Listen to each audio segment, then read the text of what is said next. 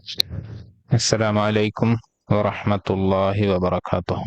നമ്മളിന്ന് ഫോക്കസ് ചെയ്യാൻ പോകുന്നത് നമ്മളെ റബ്ബ് നമുക്ക് ഇറക്കിത്തന്ന ദിവ്യ പ്രഭാഷണത്തെ, അതായത് ഖുർആനിനെ കുറിച്ചാണ്. ഖുർആനിലുള്ള ഓരോ സൂറത്തും, ആ സൂറത്തിലുള്ള ഓരോ ആയത്തും, അതിലുള്ള ഓരോ വാക്കിനെയും നമ്മൾ വ്യത്യസ്ത രീതിയിൽ മനസ്സിലാക്കാൻ വേണ്ടിയാണ് ശ്രമിക്കുന്നത്.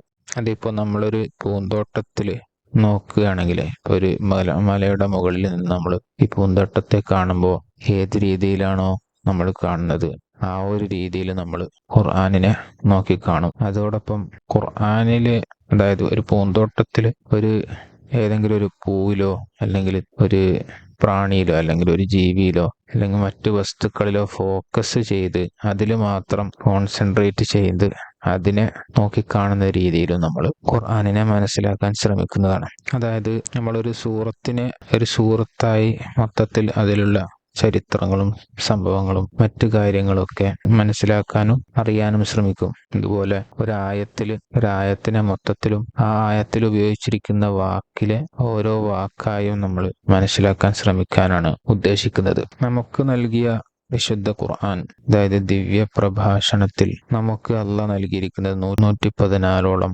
സൂറത്തുകളാണ്. സൂറത്തുകൾ എന്ന് നമ്മൾ പറയുമ്പോൾ മലയാളികൾ പൊതുവെ പറയാറുള്ളത് അധ്യായങ്ങൾ എന്നാണ്. അപ്പൊ അധ്യായം എന്ന വാക്ക് നമുക്ക് ഖുർആനിന്റെ സൂറത്തുകളുടെ വിഷയത്തിൽ നമുക്ക് ഉപയോഗിക്കാൻ പറ്റുമോ എന്നുള്ളതാണ് ആദ്യം മനസ്സിലാക്കേണ്ടത്. ഈ അധ്യായം എന്നത് സൂറത്ത് എന്ന വാക്കിന് പകരമായിട്ട് ഉപയോഗിക്കാൻ പറ്റുമോ എന്നുള്ളത് മനസ്സിലാക്കേണ്ടതുണ്ട്. അങ്ങനെ നോക്കിയാൽ സാധാരണ ഒരു പാഠപുസ്തകത്തിൽ ഒരു അധ്യായം എന്നൊക്കെ പറയുമ്പോൾ ആ അധ്യായത്തിന്റെ വിഷയങ്ങൾ പിന്നീട് അടുത്ത അധ്യായത്തിൽ ആവർത്തിക്കാറില്ല. അങ്ങനെ ആവർത്തിക്കുന്ന വിഷയം വരികയാണെങ്കിൽ തന്നെ അതിന് മുമ്പുള്ള അധ്യായത്തിൽ പോയി വീണ്ടും ഒന്ന് റെഫർ ചെയ്യുക, അല്ലെങ്കിൽ അതിനെ ഒന്ന് മുന്നോടിച്ച് നോക്കുക എന്നുള്ളത് മാത്രമേ ആ അധ്യായത്തിന്റെ അടിഭാഗത്ത് കൊടുക്കാറുള്ളൂ. അതായത് ഒരു അധ്യായം മുമ്പുള്ള അധ്യായത്തിന്റെ തുടർച്ചയായിരിക്കും എന്നുള്ളതാണ്. അതുപോലെ അതായത് സൂറത്തുകൾ എന്ന് പറയുന്നത് ഒരു ക്രൊണോളജിക്കൽ ഓർഡർ, അതായത് അവതരണ രീതി ഉണ്ടായിരുന്നു.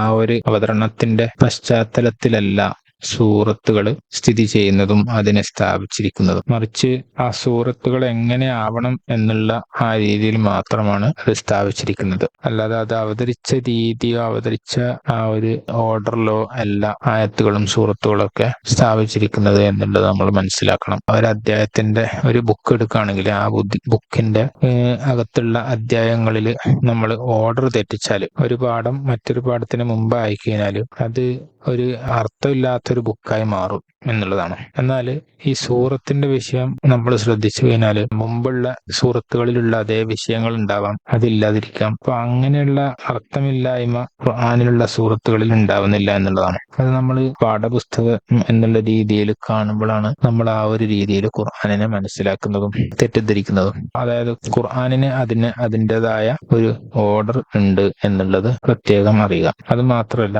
ഒരു സൂറത്തിന് ഒരു തലക്കെട്ടുണ്ടാവും. ആ തലക്കെട്ട് അനുസരിച്ചിട്ടായിരിക്കൂല ആ സൂറത്തിലുള്ള വിഷയങ്ങൾ അവതരിപ്പിക്കുന്നത്. ഒരു അധ്യായം എടുക്കുകയാണെങ്കിൽ ആ അധ്യായത്തിന്റെ തലക്കെട്ട് അനുസരിച്ചിട്ടായിരിക്കും സാധാരണ പുസ്തകത്തിൽ ആ അധ്യായത്തിൽ വരാറുള്ളത്, വിഷയങ്ങളും എക്സ്പ്ലനേഷനും ഒക്കെ. എന്നാൽ ഖുർആനിൽ അങ്ങനെയല്ല. സൂറത്തുൽ ബഖറ എടുത്തു കഴിഞ്ഞാല് ബഖറയിലുള്ള മൊത്തം ആയത്തുകളും ഒരു ബക്കറയെ കുറിച്ച് അല്ലെങ്കിൽ ഒരു പശുവിനെ കുറിച്ചല്ല പറയുന്നത് എന്നുള്ളത് പ്രത്യേകം മനസ്സിലാക്കണം. നമുക്കറിയാവുന്ന വിഷയമാണത്. അപ്പൊ അത് തലക്കെട്ട് അനുസരിച്ചല്ല ഒരു സൂറത്തിലെ വിഷയങ്ങൾ ഉൾക്കൊള്ളുന്നത് എന്നുള്ളതാണ്. അതായത് നമുക്ക് ഖുർആനിനെ മറ്റ് പുസ്തകങ്ങളെ പോലെ അല്ലെങ്കിൽ മറ്റ് ഗ്രന്ഥങ്ങളെ പോലെ തലക്കെട്ടനുസരിച്ചും അതിന്റെ അകത്തുള്ള വിഷയങ്ങൾ അനുസരിച്ചും ഉള്ള രീതിയിൽ കാണാൻ നമുക്ക് പറ്റില്ല എന്നുള്ളതാണ് മനസ്സിലാക്കേണ്ടത്. അതായത് ഖുർആനിന് അതിൻ്റെതായ ഒരു സ്റ്റാൻഡേർഡ് ഉണ്ട് എന്നുള്ളത് പ്രത്യേകം പറയേണ്ടതുണ്ട്, പ്രത്യേകം മനസ്സിലാക്കേണ്ടതുണ്ട്. അതുപോലെ തന്നെ നമ്മൾ ഈ സൂറത്തിൽ അടങ്ങിയിരിക്കുന്ന ഒരുപാട് ആയത്തുകളുണ്ട്.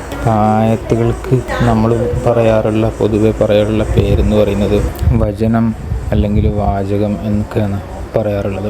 വചനം, വാചകം എന്നീ വാക്കുകളൊക്കെ നമ്മൾ ഉപയോഗിക്കാറുണ്ട് സാധാരണ ഈ കവിത, പദ്യം അങ്ങനെയുള്ള കാര്യങ്ങളിലും. ബൈബിളിലെ വചനം എന്നൊക്കെയാണ് നമ്മൾ പൊതുവെ ഉപയോഗിക്കാറ്. അപ്പം അങ്ങനെ ഉപയോഗിക്കുമ്പോൾ നമ്മൾ ഖുർആനിനെ ആ ഒരു രീതിയിലാണ് വിലയിരുത്തുന്നത്. എന്നിട്ട് അള്ളാഹ് പറയുന്നുണ്ട് അതിൽ വമാ അല്ലംനാഹു ശിഅറ എന്ന് പറയുന്നുണ്ട്.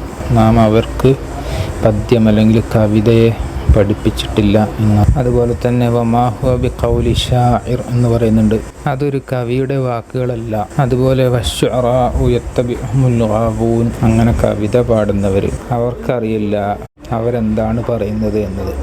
അതായത് ഖുർആൻ തന്നെ പറയുകയാണ് ഈ കവിതയോ പദ്യമോ ഒന്നുമായിട്ട് ഖുർആനിന് യാതൊരു ബന്ധവുമില്ല എന്നുള്ളത്.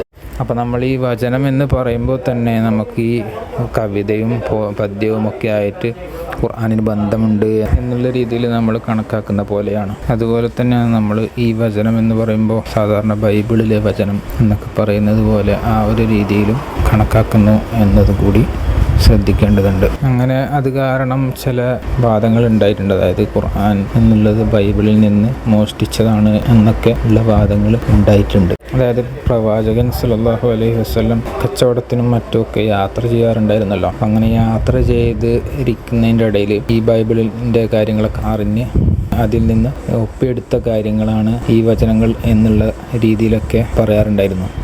നമുക്ക് ഇത് ബൈബിളിൽ നിന്നെടുത്ത ഒരു കാര്യമാണ് എന്നുള്ള ഒരു സൂചന പോലും കൊടുക്കാത്ത രീതിയിൽ നമുക്ക് ഈ ഒരു വാക്കിനെ മനസ്സിലാക്കേണ്ടതുണ്ട്. കാരണം ഈ ബൈബിളിൻ്റെ ഇന്നത്തെ അവശേഷിക്കുന്ന ബൈബിൾ എന്ന് പറയുന്നത് വളരെ കുറഞ്ഞ കാര്യം മാത്രമേ ഉള്ളൂ. ബാക്കിയൊക്കെ എഴുതി ചേർത്ത് കൂട്ടിച്ചേർത്ത് ഉണ്ടാക്കിയ കാര്യങ്ങളാണ്. അപ്പോൾ നമ്മൾ മനസ്സിലാക്കേണ്ടത് ആയ എന്ന് പറയുന്നതിൻ്റെ വ്യാഖ്യാനം, അതായത് അർത്ഥം എന്ന് പറയുന്നത് ഇത് ആയത്ത് എന്ന് തന്നെ പറയണം എന്നുള്ളതാണ്. നമ്മൾ സൂറത്ത് എന്ന വാക്ക് പറഞ്ഞതുപോലെ തന്നെ ആയത്തിനെയും നമ്മൾ മനസ്സിലാക്കേണ്ടതുണ്ട് എന്നുള്ളതും കൂടിയാണ്. അങ്ങനെ ചില ആൾക്കാർ പറയാറുണ്ട് ആയ എന്നുള്ളത് നമുക്ക് ഒരു വാക്യമായിട്ട് അർത്ഥം വെക്കാം, അല്ലെങ്കിൽ സെൻറ്റൻസ് ആണ് എന്ന രീതിയിൽ അർത്ഥം വെക്കാം എന്ന് പറയാറുണ്ട്.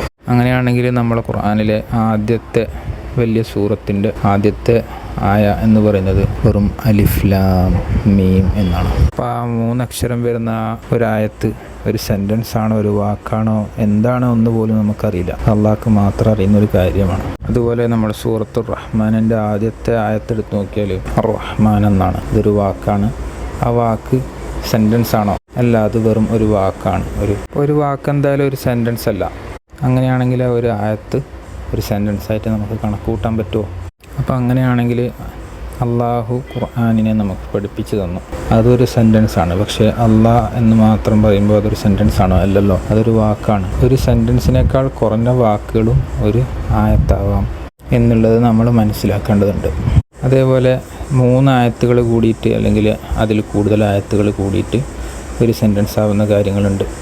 ഇപ്പോൾ ഫാത്തിഹയിൽ തന്നെ നമ്മൾ അൽഹംദുലില്ലാഹി റബ്ബിൽ ആലമീൻ അർറഹ്മാനിർ റഹീം മാലികി യൗമിദ്ദീൻ എന്നീ 3 ആയത്തുകൾ കൂടിയിട്ടാണ് ഒരു സെൻറ്റൻസ് കംപ്ലീറ്റ് ആവുന്നത്. അതുമാത്രമല്ല, ചിലപ്പോൾ ഒരു ആയത്തിൽ തന്നെ ഒരുപാട് സെൻറ്റൻസുകൾ ഉണ്ടാവാം. ഈവൻ ആയത്തുൽ കുർസി എടുത്തു നോക്കിയാൽ അല്ലാഹു ലാ ഇലാഹ ഇല്ലാ ഹുവൽ ഹയ്യുൽ ഖയ്യൂം ഒരു സെൻറ്റൻസ് ആണ്. ലാ തഖുദുഹു സിനത്തുൻ വലാ നൗം ലഹു മാ ഫിസ് സമാവാതി വമാ ഫിൽ അർള് മൻ ദല്ലദി യശ്ഫഉ ഇൻദഹു. ഇതുപോലെ സെൻറ്റൻസുകൾ ഒക്കെ കൂടി ഒരു ആയത്താവുന്ന കാര്യങ്ങളുണ്ട്. അപ്പോൾ നമ്മൾ ഇതുവരെ പറഞ്ഞുകൊണ്ടിരുന്നത് ഒരു വചനം എന്നുള്ളതിനെ നമുക്കൊരു ആയത്തായിട്ട് കണക്കാക്കാൻ പറ്റില്ല എന്നും, പിന്നെ ഒരു വാക്യത്തെ അതായത് സെൻറ്റൻസിനെയും ഒരു ആയത്തായിട്ട് കണക്കാക്കാൻ പറ്റില്ല എന്നുള്ളത് നമ്മൾ മനസ്സിലാക്കി.